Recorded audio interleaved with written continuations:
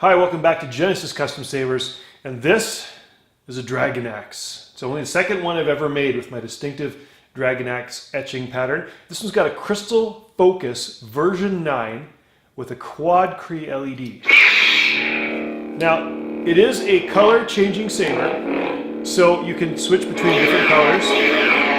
Because it's a quad Cree LED, the blues are going to be exceptionally bright. But you still get all the different colors of the rainbow, 14 different color presets. But like I said, the blues are strong because it's got two blue dyes, a blue, a royal blue, a green, and a red. And it uses those to expertly mix them, as only the Crystal Focus can do with its voltage regulators. And it's also got the crystal, or the color extender, so it's got 3 different voltage regulators driving 3 different channels. Now, I want to point out that with the quad Cree LED, there's a lot of information out there. People, say a lot of different things. Generally, a tri-Cree LED is preferable for variables like blending, brightness. So a quad Cree LED is really only an advantage in the following conditions. In my opinion, if the quad Cree has 4 dyes instead of one die with 4 different emitters inside, has 4 distinct dyes, so that you can have a proper optic that gives you a really well lit, even blade. So it's not too flared at the base, not too dim at the tip, nice even in between. So you want it to be 4 different dyes, you want to have the proper optic. You need to, in a saber like this, I machine mine down to fit. That's a 3rd factor. And the 4th factor is that it needs to be properly driven. Now, this is a 7.4 volt battery with the Crystal Focus version 9 with 3 different voltage regulators, so it can properly drive a quad Cree LED. So if you don't have those 4 factors, then it's probably better to use a tri-Cree LED. But like I said, with this tech, it's an excellent advantage to give you a nice bright blue saber and still have color changing capability. Of course, with the Crystal Focus version 9, you've got all the different swing sounds, clash sounds. I think there's over 40 sounds in each sound font. The spin sounds. So when you start spinning the saber,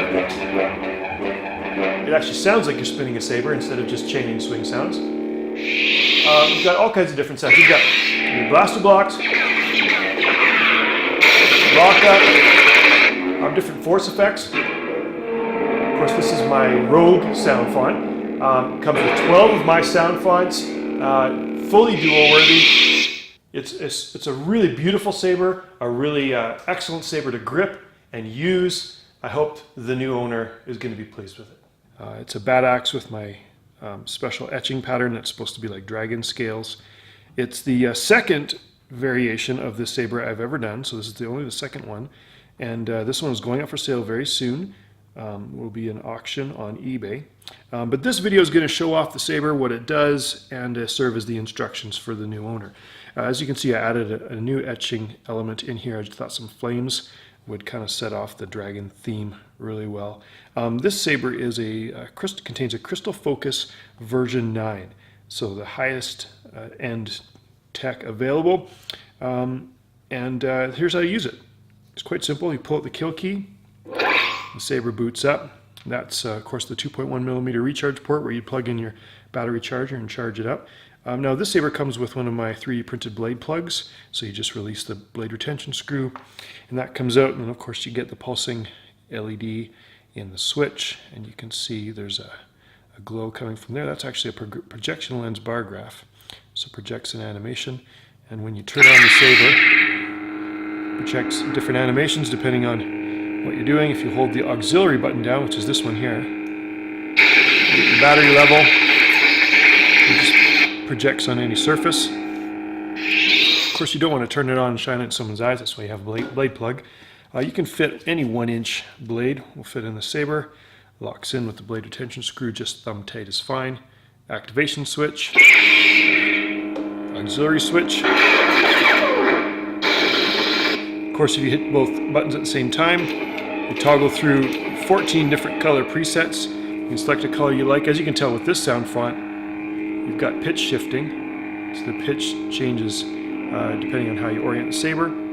The saber is suitable for hard dueling. Of course, you can smack it. You've got all the different sound effects. If you want to change to a different sound font, you just hold down the auxiliary button. Sound bank selection. And you release it when you're in the menu. And you just toggle through.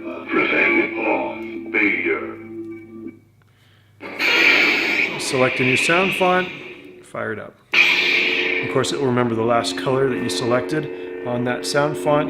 So you can go through, pick a color, and it'll remember that next time you're through. It comes with 12 of my sound fonts already loaded and ready to go, custom tuned and set up on this saber. Various different animations in the bar graph setup.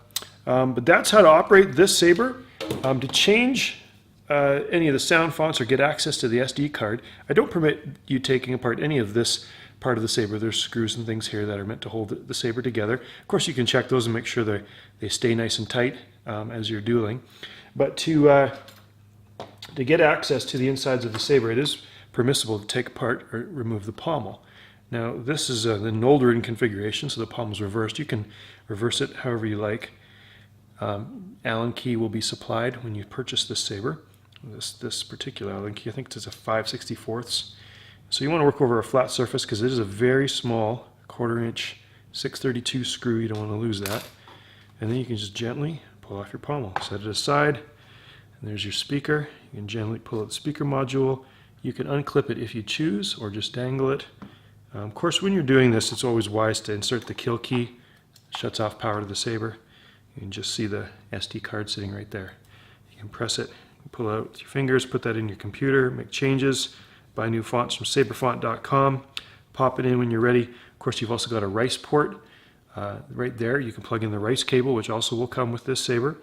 And you can download the rice program from Collector Labs website, and you can make changes to the flicker, the fine tuning of your saber. When I put the speaker back in, I accidentally popped out the SD card, so you want to make sure that you don't do that. Make sure the clip is oriented so it's going to pass between the soundboard and the body of the saber. And when you're ready, just put your pommel back on, line up your screw hole, get your screw, and you're ready to go. Just gently thread it in there. Doesn't need to be very tight to lock the saber all together and make it nice and solid. So that's this saber. Hope the new owner is going to be really pleased with it. Hope the auction goes well. Thanks again for watching.